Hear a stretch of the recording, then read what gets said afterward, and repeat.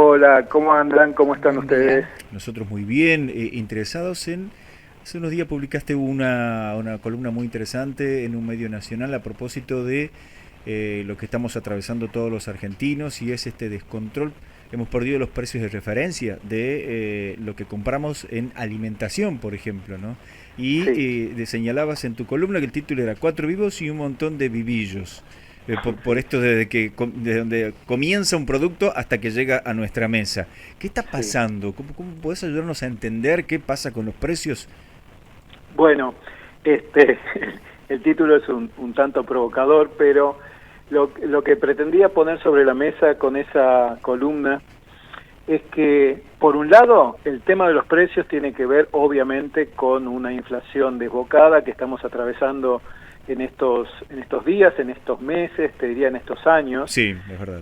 y que, como todos sabemos a esta altura, es multicausal y es muy difícil de impugnársela a una sola razón. Pero un poco lo que mostraba en la columna es que desde que el productor saca su producto de su campo hasta que le llega a la mesa al consumidor finalmente, después de todo el proceso comercial y logístico, hay productos que multiplican por 16 su Uf, valor. Y que es el caso, por ejemplo, lo poníamos ahí, de la cebolla. Hay un indicador que se llama IPOD, que produce la Cámara de la Mediana Empresa de la Argentina, y todos los meses mide ese que se llama markup técnicamente, que es el coeficiente que se aplica. Y cuando uno estudia en profundidad el origen de ese incremento, es muy difícil de explicar, porque voy a tratar ¿qué de ponerlo inciden, en por palabras. ejemplo? ¿Qué inciden para que aumente Exacto. 16 veces, por ejemplo, Eh, una cebolla desde un campo a la mesa de un argentino? bueno, esa es la pregunta, esa es la pregunta correcta, porque en el fondo, cuando uno empieza a analizar cuáles son los factores del costo que hay entre una punta y la otra, te encontrás con que son básicamente dos.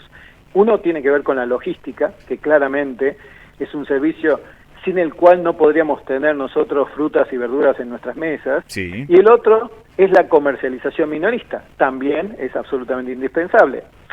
Sin embargo, si hay un sistema que se llama Pareto, y es que el 20% de las cosas explican el 80% de las razones, ¿no? Es una forma de simplificar los análisis, y cuando uno aplica Pareto a esto, encuentra que los costos que hay detrás de la logística y los costos que hay detrás de la comercialización Sí. son combustibles, por un lado, mano de obra, sueldos, por otro, y servicios, por otro.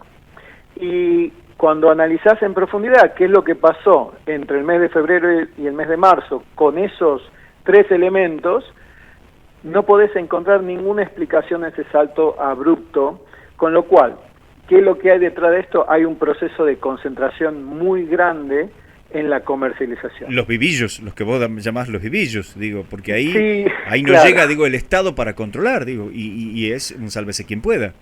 Si querés, hay primero 4 vivos y hay un montón de vivillos, porque los 4 vivos, que lo digo un poco despectivamente, pero que en realidad pasa algo de esto, tiene que ver con que hay una enorme concentración de los centros de comercialización en nuestro país.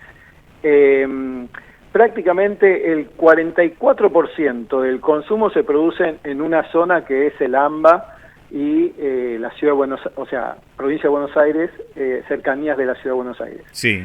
Eh, en esa superficie o en esa región, la comercialización se da en las grandes superficies.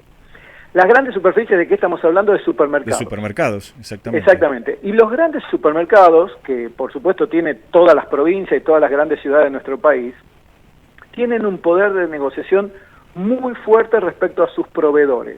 Más que muy fuerte, diría brutal. Ponen, Brutal. ponen las Sí. reglas del juego.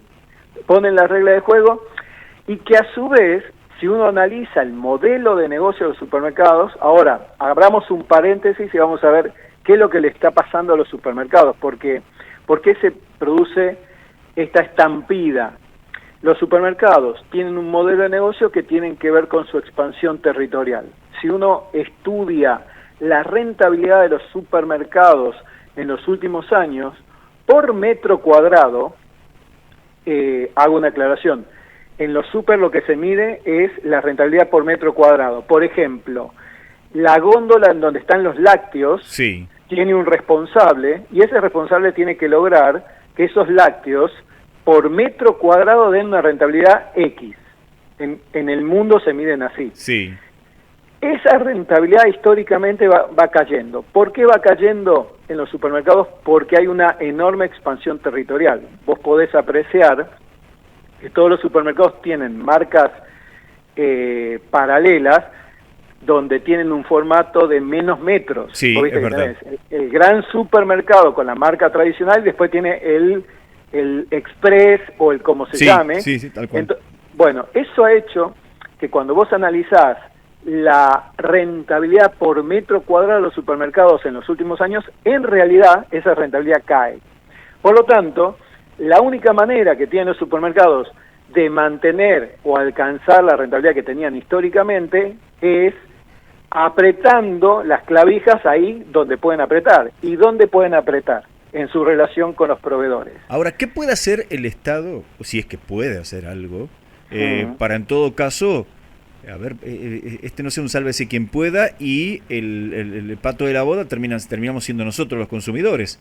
Sí, es que, bueno, ahí es donde el Estado, mira, yo te diría que ahí tenés como dos planos totalmente distintos. Un plano es el plano de los vivos y el otro es el plano de los vivillos, porque cuando yo me refiero a los vivillos, me refiero en realidad, esto no va a sonar políticamente correcto, pero hay un montón de pequeños comerciantes que también se aprovechan de la situación.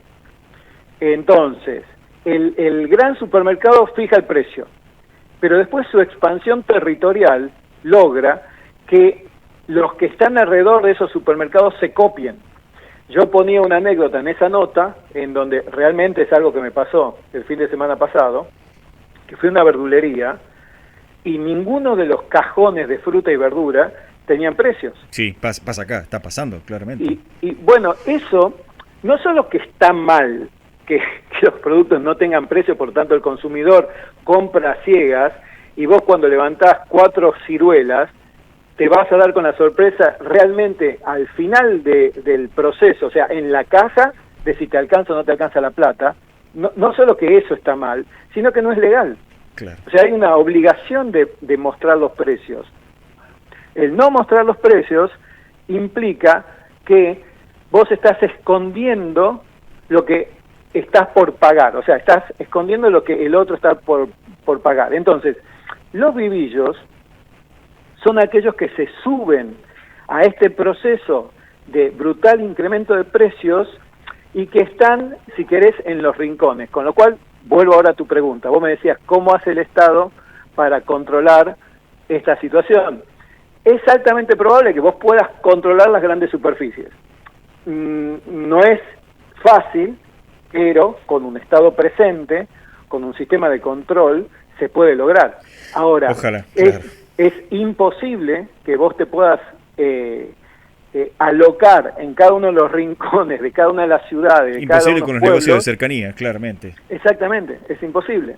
Con Bien. lo cual, en realidad yo apelo a que tiene que haber una solución mucho más estructural en donde la inflación no sea un velo o una pantalla para que estos vivos y estos vivillos se aprovechen de la situación, porque no son todos. Claro. O sea, no es que es el 100%, pero hay mucha cantidad de comerciantes detrás de este proceso que se aprovechan. Claro. Esa Bien. era la nota. Bien, Manuel, muchísimas gracias, ¿no?, por estas reflexiones, porque la verdad que estamos atravesando por esto. No sabemos cuánto se han perdido los precios de referencia de muchos productos, así por este Sin proceso duda. inflacionario y por lo que nos acabas de contar. Muchas gracias por este tiempo para LB12. Un placer, hasta luego. Hasta pronto, lo que tengas buen día. Estuvimos dialogando con Manuel Sbdar, economista tucumano, investigador, docente y autor de libros sobre economía.